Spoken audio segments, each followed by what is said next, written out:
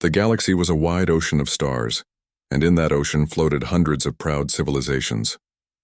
Some were ancient and wise, some were rich and powerful, and some were strange beyond human imagination.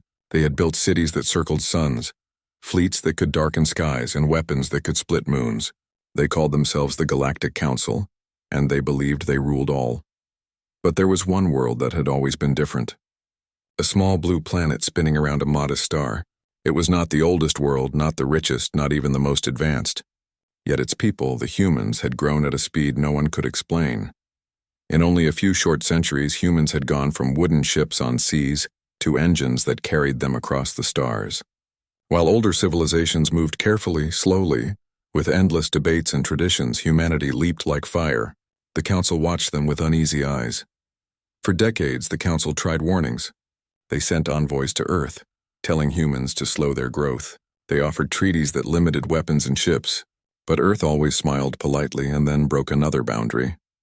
Every time someone said, "You cannot do this," humans answered with, "Watch us." Finally, the Council reached a decision. On a grand stage orbiting the star Vega, in a hall made of shining crystal and silver towers, the leaders of the galaxy gathered. Their forms were many: giants with wings, creatures of light, scaled reptilian nobles, insectoid hives, and more. All faced the center where the High Speaker, a tall being with a body like liquid glass, raised its voice. "People of the stars," it declared, "we face a danger. The humans of Earth are reckless. They invent without restraint. They fight without fear. They rise without respect. Today the Council declares war on Earth." The hall roared with agreement. Warships would be sent. Armies would march. Earth would be crushed before it grew too strong.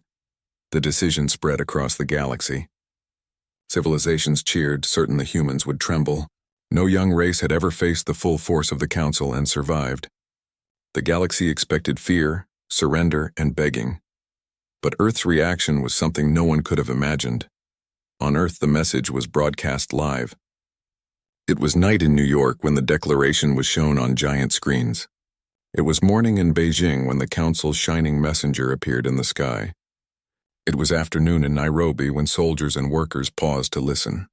Everywhere, people stopped what they were doing and heard the words, "The Galactic Council has declared war on the human race."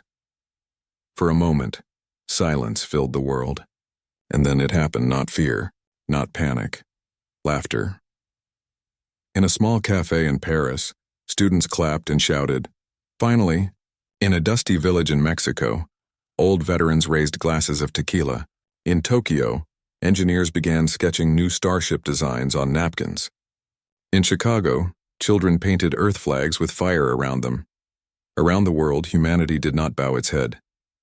Instead, they grinned. The leaders of Earth met in Geneva. The United Nations building, usually filled with long speeches and endless arguments, was different that day. Nations that once competed now sat side by side. General Vasquez of Argentina slammed his fist on the table. "So they think they can scare us," he said. "Good, let them try." Dr. Lin from China adjusted her glasses. "Their fleets are larger.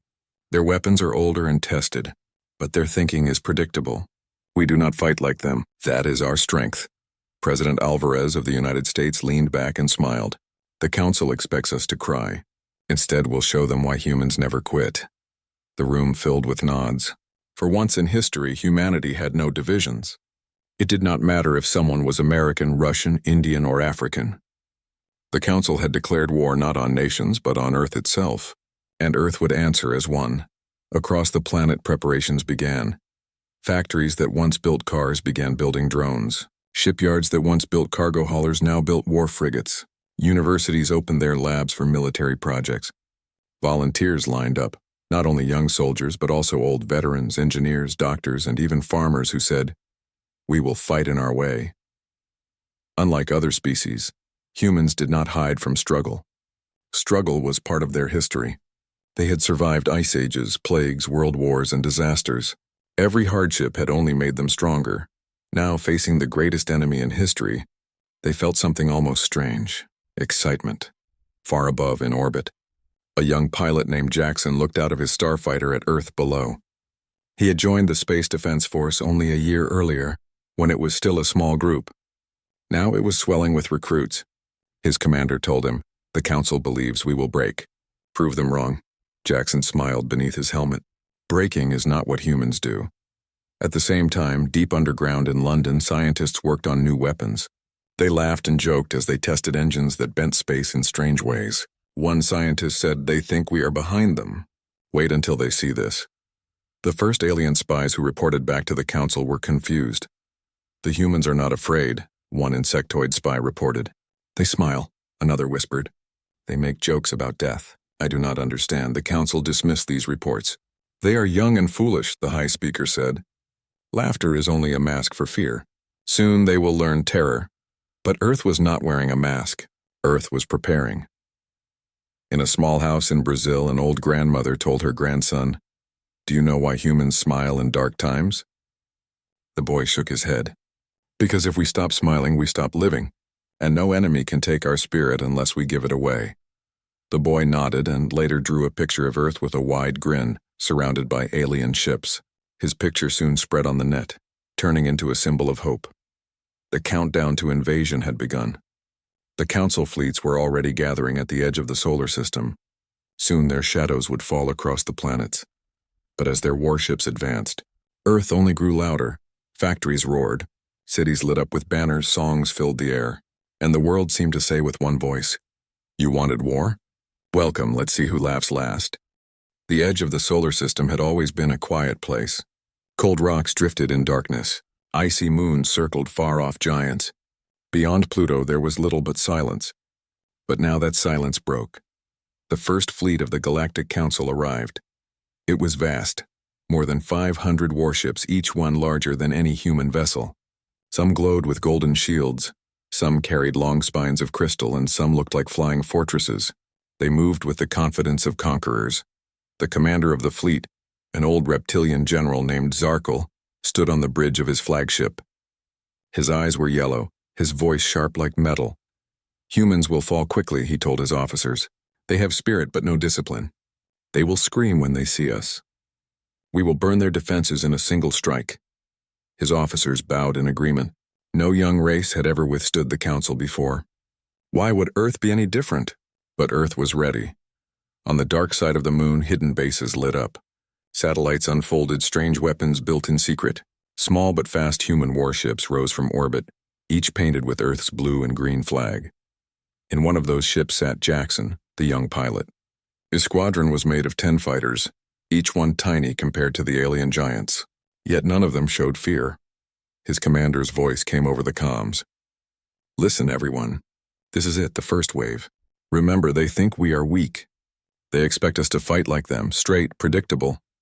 Do not give them what they want. Be human, be chaotic, and never stop smiling." The fighters all laughed and shouted back, "Yes, sir." Jackson tightened his gloves. His heart beat fast, not from fear but from excitement. This was the moment they had been waiting for. The battle began. The alien fleet advanced with perfect formation. Rows upon rows of ships, shields shining, weapons charging. It was like a wall of fire moving through space, but the humans did not meet them with equal numbers. Instead, they scattered. Small squadrons shot out like sparks. Some dived toward asteroids. Others hid behind moons. A few even turned their ships off completely, drifting cold and invisible. General Zarkal growled.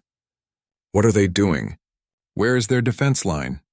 An officer answered, "They are disorganized, Commander." "Fools," Zarkal hissed. "Crush them." The alien warships fired. Beams of light cut across the void, smashing into asteroids and burning empty space. But the humans were not there anymore. Jackson's squadron weaved between the shots like fish in a storm. He shouted, "On my mark, break formation."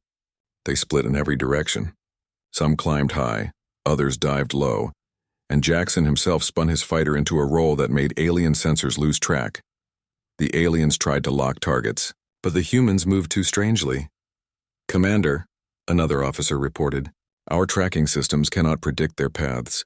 Then fire everywhere." Zarkal barked, but firing everywhere wasted energy. Giant cannons that should have destroyed fleets were reduced to chasing tiny fighters, while larger human ships waited for their chance. From the far side of Pluto, a group of human frigates appeared.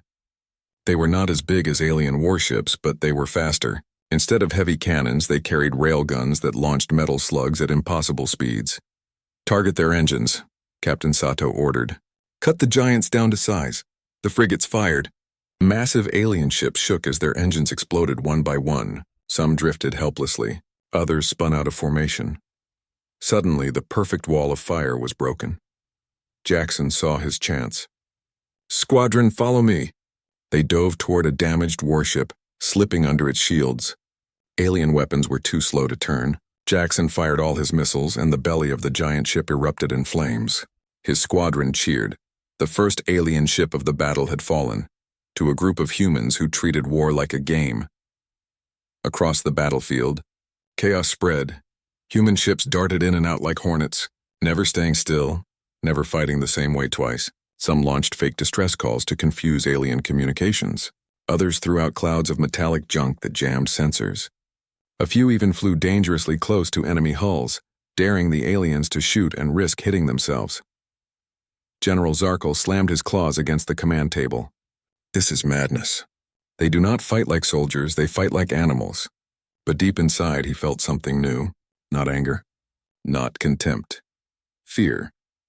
Back on Earth, the battle was streamed live to command centers.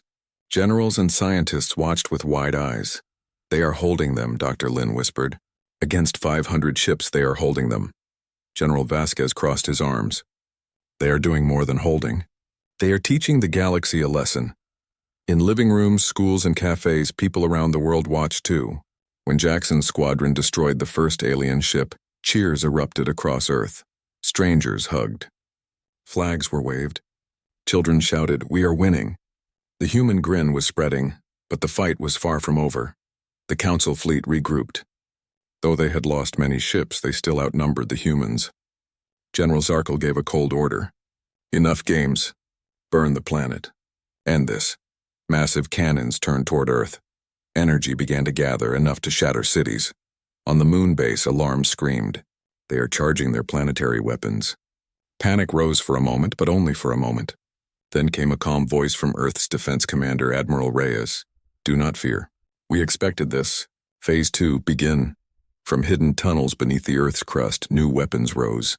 Giant rail platforms, powered by the planet itself, fired streams of molten metal into space. From the oceans, submarines launched missiles that pierced the void like arrows. And from secret hangars, the largest human ship yet appeared. The Iron Resolve, a massive carrier built in silence and revealed only now. The alien fleet hesitated. "Commander," an officer stammered. They had more weapons hidden," Zarkle snarled, but doubt filled his mind. This was not the frightened, helpless prey he had expected. This was something else. The Iron Resolve charged straight at the enemy. Its captain, Elena Torres, stood proudly on the bridge. "Forward shields to maximum. Weapons hot," she ordered. Then she smiled. "Let's give them a memory they will never forget." The carrier unleashed a storm of drones. Thousands of tiny machines swarmed the alien fleet, each one carrying explosives or hacking tools. Alien ships tried to fight them off, but it was like trying to swat a cloud of bees. One by one, Council warships fell. At last, General Zarkle realized the truth. "This is not a young race," he whispered.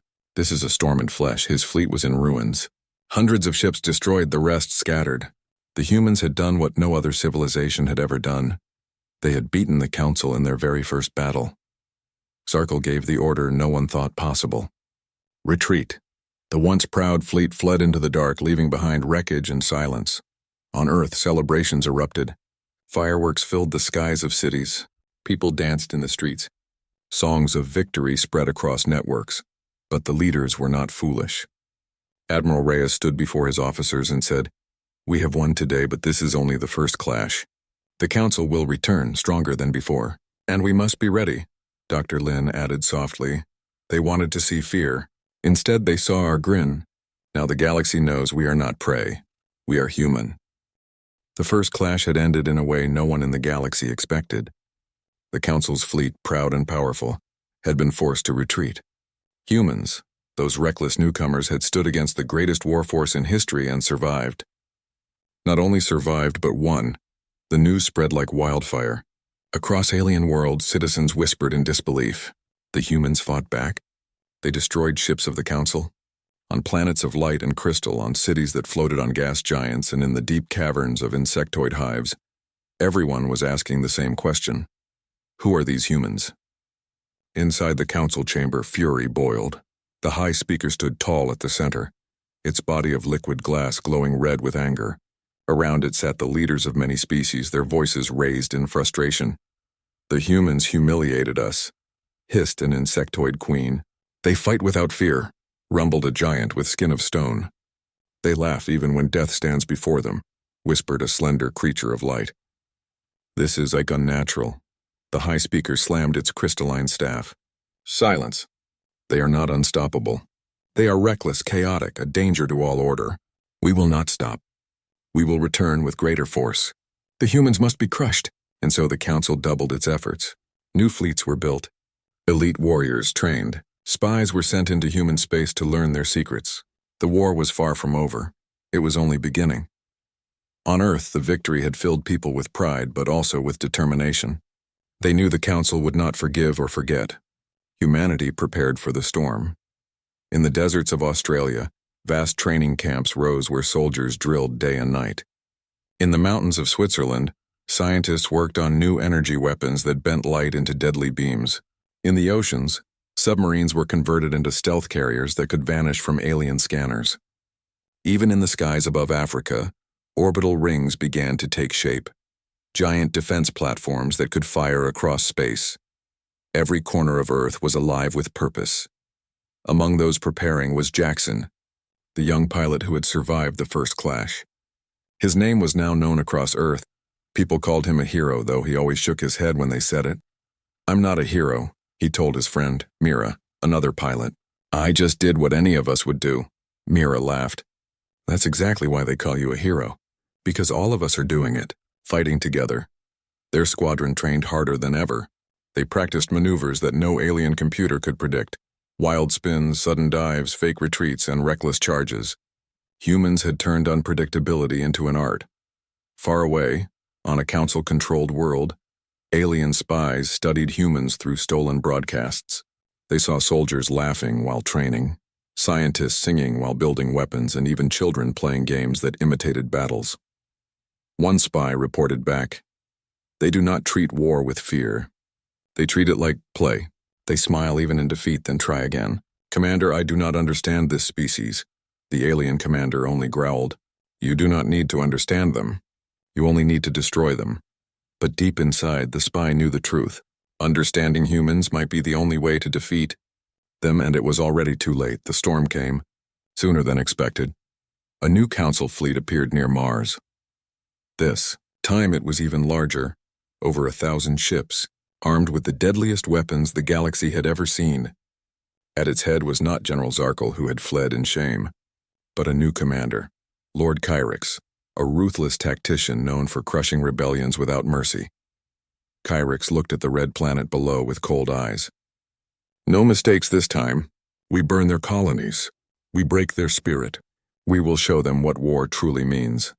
But Earth had been waiting. As the alien fleet approached Mars, human ships rose from hiding. Some launched from Phobos and Deimos, the tiny moons. Others came from underground bases on Mars itself. The humans had turned every rock and crater into a weapon. Captain Elena Torres, commander of the Iron Resolve, spoke through the fleet's channel. "Brothers and sisters of Earth, today we face the storm. They come with fire. We answer with steel. They think we will run. We show them our grin. No matter what happens, fight with everything you have. Make them remember humanity." Her words spread across ships and voices shouted back in unity. "For Earth!" The Battle of Mars began with thunder. Alien warships fired beams that tore across the planet's sky, striking human bases. Explosions lit the surface red. But from the dust, missiles launched upward, striking alien cruisers from below. In orbit, Jackson and Mira led their squadrons in daring attacks. They zipped between enemy fire, striking at weak points and vanishing before counterfire could catch them. "Keep them chasing," Jackson shouted. "Don't give them time to breathe." His squadron flew straight through the center of the alien fleet, weaving between giant ships like insects teasing giants. Alien gunners tried to shoot but risked hitting their own vessels. Kyrix growled, "Enough, box them in. Force them into our net." The aliens closed ranks, forming a trap. But humans thrived in traps. On the Martian surface, soldiers fought face-to-face with alien troops. The aliens marched in perfect order, their armor shining. But the humans used chaos, ambushes from tunnels, sudden charges across craters, even tricks like mirrors to blind sensors. One human soldier, Corporal Aisha, stood with her squad inside a ruined dome. As alien warriors advanced, she grinned and tossed a smoke grenade. "Let's play hide and seek," she said. The squad vanished in smoke, striking from all directions. The aliens had numbers and weapons. But humans had something they could never copy: improvisation. High above, the iron resolve clashed with the enemy flagship. Torres stood firm, shouting orders as her ship shook under fire. "Shields at 60%, her officer cried. "Hold steady," Torres replied. "We are the wall between them and Earth." The carrier unleashed another wave of drones swarming the alien flagship. Explosions rippled across its surface. Kyrix roared in fury but refused to retreat. "This time," he growled, "we finish it." Hours passed. The battle raged across space and surface. Both sides suffered losses. Human ships burned. Alien giants fell. The sky above Mars was filled with wreckage and fire. Yet through it all, the humans kept laughing, shouting, singing. Even as ships broke apart, pilots cracked jokes. Even as soldiers bled, they grinned and charged again. The aliens could not understand. How could a race enjoy war? How could they smile while dying? Kyrix felt doubt creep into his mind. He had crushed countless enemies before, but none had fought like this. None had turned war into a game. At last, a critical moment came. Jackson's squadron, battered but alive, spotted a weakness in the alien flagship's shields. He shouted, "This is it, with me!" They dove as one, weaving through fire. Missiles and lasers struck the weak point, and the alien flagship shook with explosions. The shields collapsed. Captain Torres seized the chance. "All batteries, fire!" The iron resolve unleashed everything. The alien flagship split apart, burning in silence. Lord Kyrix stared in shock as his ship crumbled around him. His last thought was not of victory, but of human laughter echoing in his ears. The remaining alien fleet, leaderless and broken, began to retreat. On Mars, the surviving humans raised their flags over ruined bases. Their bodies were tired, their ships damaged, but their spirits burned brighter than ever. The second great battle had ended, and once again humanity had stood tall. In Geneva, when the news arrived, the leaders of Earth did not cheer too loudly. They knew this was only another step in a long war. General Vasquez said firmly, "We bleed, but we do not bow. The galaxy must understand humans are not prey. We are the storm," Dr. Lin added softly, "and the storm is still rising."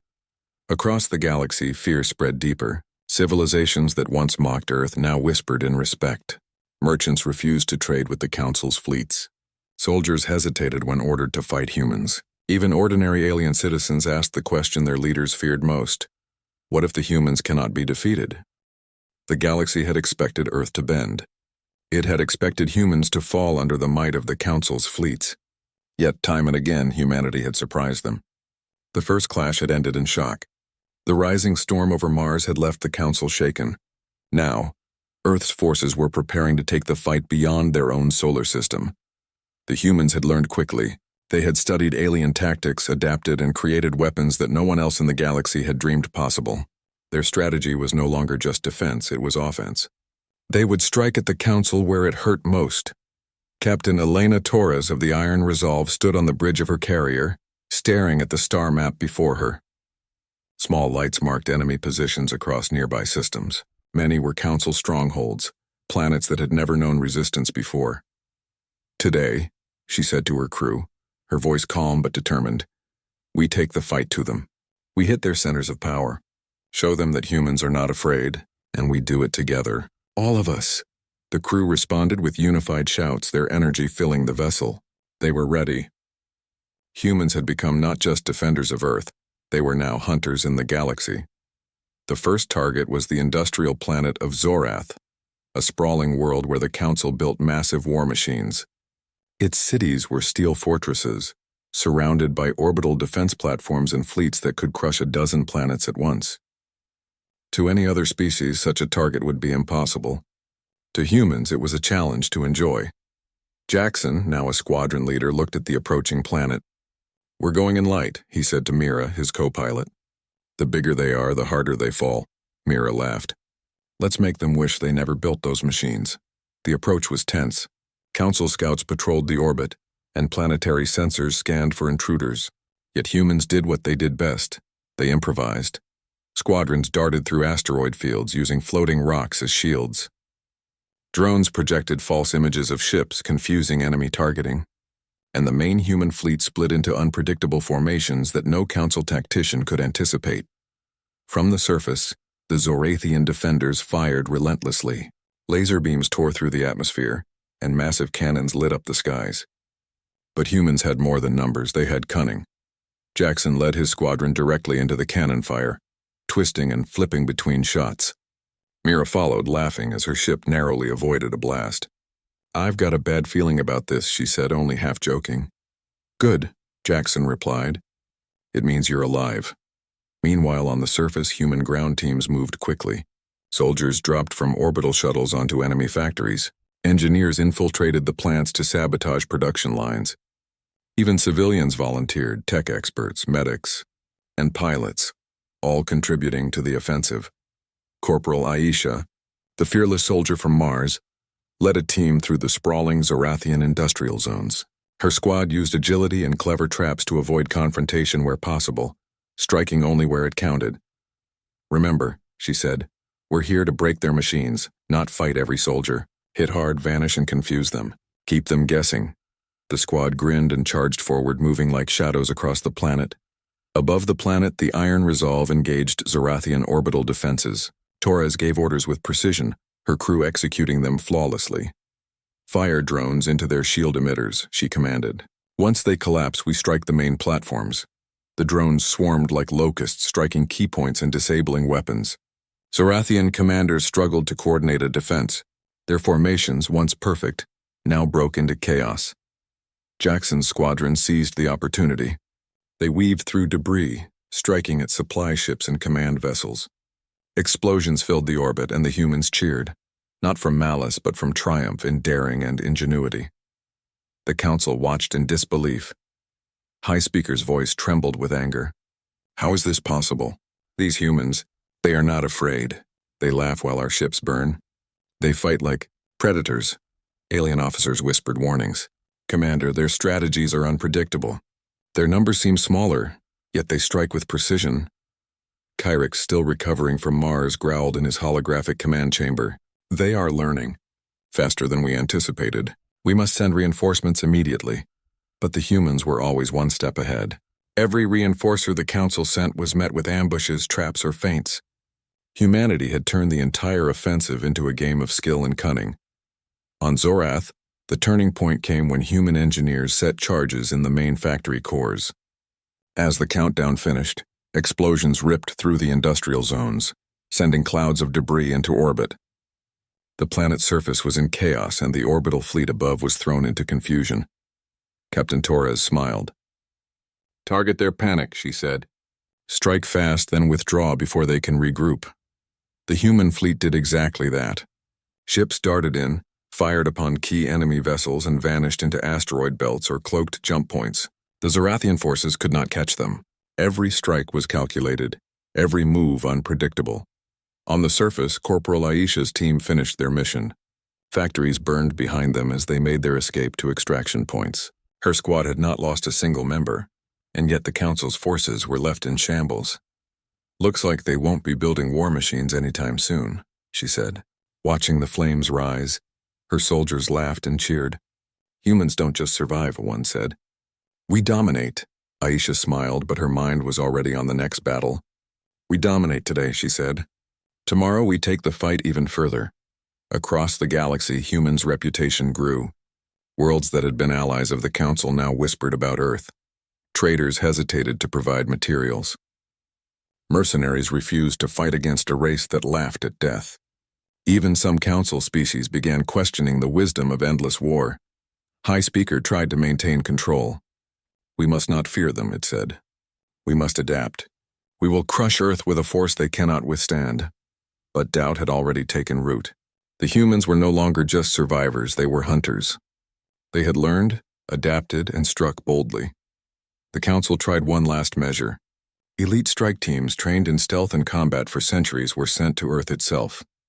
They landed quietly on hidden islands, remote forests, and mountain ranges. But humans were ready. Scouts had already detected the intrusions. Soldiers, engineers, and even civilians coordinated to intercept the invaders. What was supposed to be a swift assassination turned into a nightmare for the Council.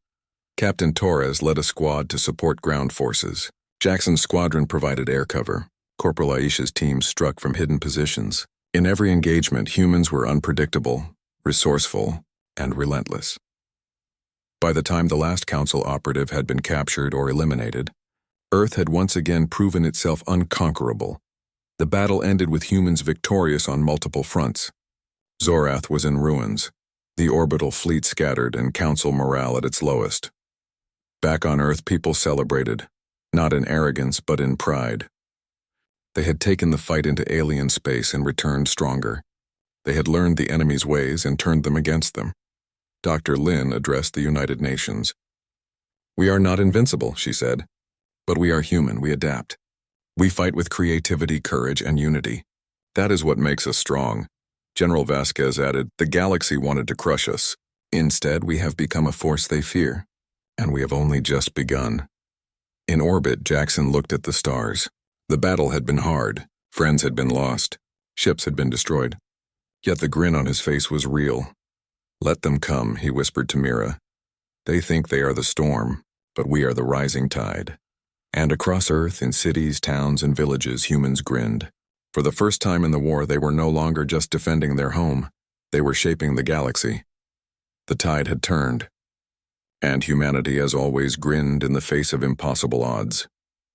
The galaxy had watched in disbelief as humans survived wave after wave of attacks. No one had ever seen a young species fight with such courage, such cunning, such joy. The Council had declared war to assert dominance, to teach humanity obedience. Instead, they had taught the galaxy fear. Now the Council's final plan was underway. They gathered every available fleet, every elite warrior, every weapon of mass destruction. Their command was ruthless. Earth must fall and the humans must be crushed entirely. Lord Kyrix returned, his anger still smoldering from his last defeat. "This time," he vowed, "there will be no mercy. Earth will burn and their species will end." But on Earth, the people did not tremble. They had faced despair, darkness, and nearly impossible odds before. They had survived alien fire and destruction. They had learned to turn fear into laughter, chaos into strategy. In the command room of the Iron Resolve, Captain Elena Torres addressed her officers. "This is it," she said, her eyes steady. "They bring everything. We face the storm head-on. But remember, humans do not break. Humans do not bow. Humans grin in the face of the impossible. Today we show the galaxy what that means." The crew nodded, hearts pounding with determination. Jackson and Mira prepared their squadron. The young pilots had fought countless battles, but the anticipation of the final showdown made their hands shake slightly with excitement. "Are you ready to finish this?" Jackson asked, checking the systems on his fighter. Mira smiled. "We've been ready since the day they declared war. Let's make history." And with that, the humans launched. A wave of courage, unity, and determination stretching across the solar system. The Council fleet approached Earth in unmatched force. Millions of ships filled the void. Weapons glowed with energy that could level continents. Kyrix stood on the bridge of his flagship scanning the planet. "They will beg for mercy," he growled. "They cannot survive this." But he did not understand humanity. He could not understand a species that thrived on challenge, that smiled in the face of death. The first strike came over the Pacific Ocean. Massive beams of energy descended from orbit, flattening islands and vaporizing mountains. But humans had prepared. Hidden defense platforms rose from the depths. Giant shields activated, absorbing most of the energy, while countermeasures destroyed much of the incoming fire. From above, Jackson's squadron darted between beams, targeting alien artillery. Mira's lasers struck turrets, blowing them apart before they could fire again. Every human move was unpredictable, every strike precise. On the ground, soldiers like Corporal Aisha fought with unmatched courage. Alien troops landed in cities and forests expecting to face terrified humans. Instead, they found resistance everywhere. Aisha's team ambushed enemy squads from unexpected angles using traps, misdirection, and superior teamwork. Each engagement ended with humans smiling, joking, and pushing forward. "They think they can scare us," Aisha said, firing her plasma rifle. "Let's show them fear belongs to them." Her squad nodded, and they moved like shadows, striking, vanishing, and returning again to confuse the aliens. Meanwhile, Captain Torres led the Iron Resolve in orbit. The carrier had become a symbol of human ingenuity. Drones swarmed the alien fleet, disabling weapons, disrupting shields, and creating chaos among the Council's ranks. Jackson's squadron pierced the enemy's formations, targeting command ships. Every strike weakened the fleet, but they had to be careful. The Council's weapons could destroy entire continents if they aimed correctly. Torres spoke through the fleet comms. "Focus on the leaders. Take out their command points. The rest will fall into chaos." Kyrix watched in disbelief as his fleet faltered. Ships were destroyed, captains killed, and formations broken. The humans fought like a storm, unpredictable, unstoppable, and fearless. "Impossible," he shouted. "This cannot be. We have the numbers. We have the power. How do they fight with joy?" His officers had no answer. Every attempt to crush Earth only resulted in more losses. The humans adapted faster than the Council could react. Every strategy, every tactic, every weapon had been anticipated and countered. On the surface, civilians had joined the fight in surprising ways. Scientists fired orbital weapons remotely. Engineers built emergency defenses in hours, and volunteers used old vehicles modified into mobile turrets. Humanity's resourcefulness was endless. In Paris, children were evacuated safely while adults organized communication and supply networks. In Tokyo, streets became traps and ambush points.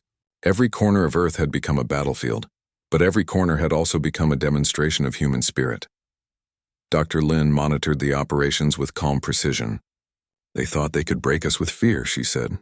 "But fear is a tool we do not yield to. They underestimate what it means to be human." The turning point came when Jackson's squadron targeted Kyrix's flagship directly.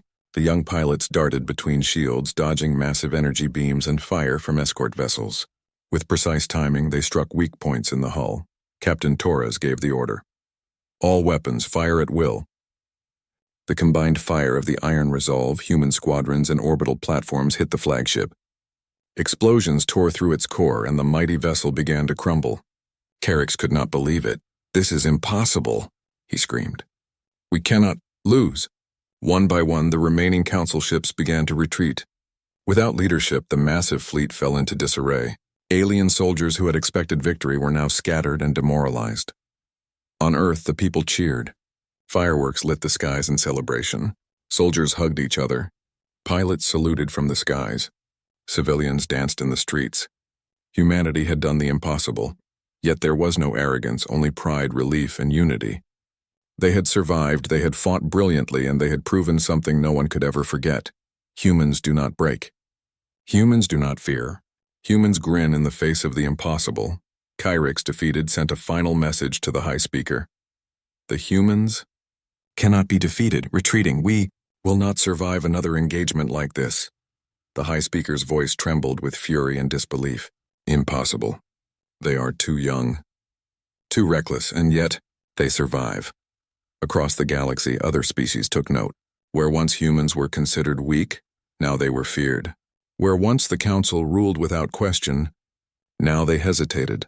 The humans had not only defended their planet, they had reshaped the galaxy's understanding of power.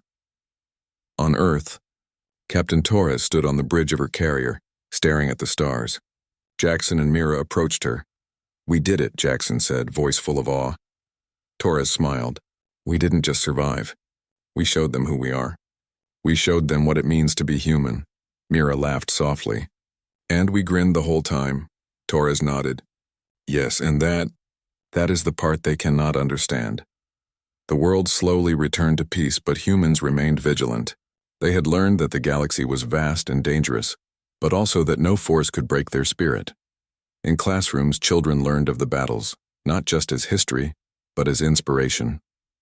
In homes, families told stories of bravery and ingenuity. Across Earth, the human grin became a symbol of hope and courage. Even in the darkest corners of the galaxy, the message was clear. Humans fight differently. Humans do not fear. Humans grin in the face of war. The Council never again attempted to invade Earth. Instead, they sent envoys, careful, respectful, and wary. Humanity had become a legend, and on Earth the people smiled not from arrogance but from understanding. They had faced the impossible and survived. They had laughed in the face of doom, and the galaxy had watched in awe. The war had ended, not with terror or despair, but with the human spirit shining brighter than any weapon. The humans had grinned,